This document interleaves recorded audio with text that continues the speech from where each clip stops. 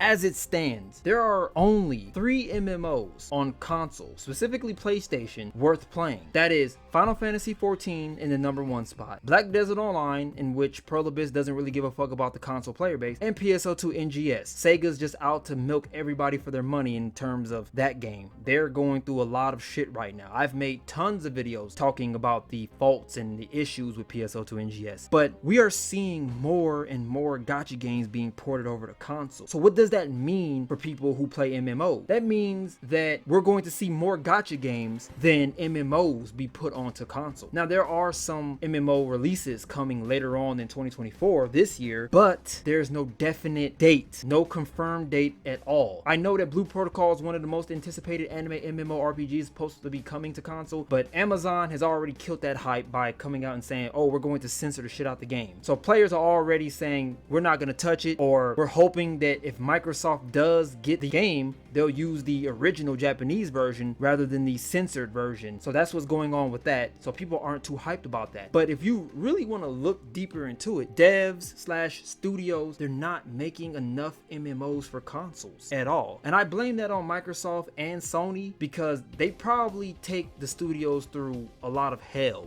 a lot of paperwork. They want so much money. It might be real hard to get MMOs ported over to console. I don't know the technicalities of it, but I just know that it's probably tough, and that's why we don't get enough of them. So there's a lot of shit going on in terms of gachas versus MMOs for console. We have 3 big gacha games. Well, Tower Fantasy is not big anymore. It actually got ported over in a fucked up state, and it continues to decline even to this very day. We have Genshin Impact, which is still one of the top gacha games. We have Honkai Star Rail, which is currently the talk of the town, especially since they gave everybody a free 5-star character, Dr. Ratio. I got mine. I collected him. I got him. I didn't level him up though, but I got Welt, so I kind of don't really need Dr. Ratio right now, although I probably should level him up. And then we have Tower of Fantasy, which was ported over to console already dead. People were like, oh, wait till they end the service.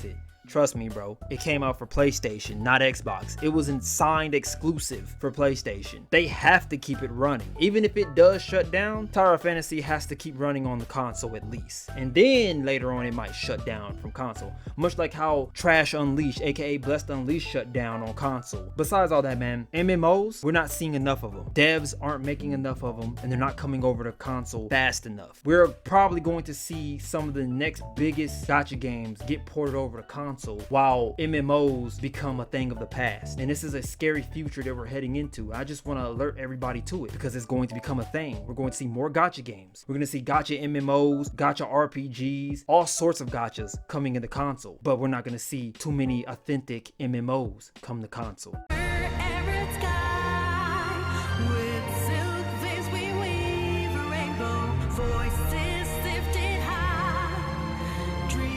Upon our backs we carry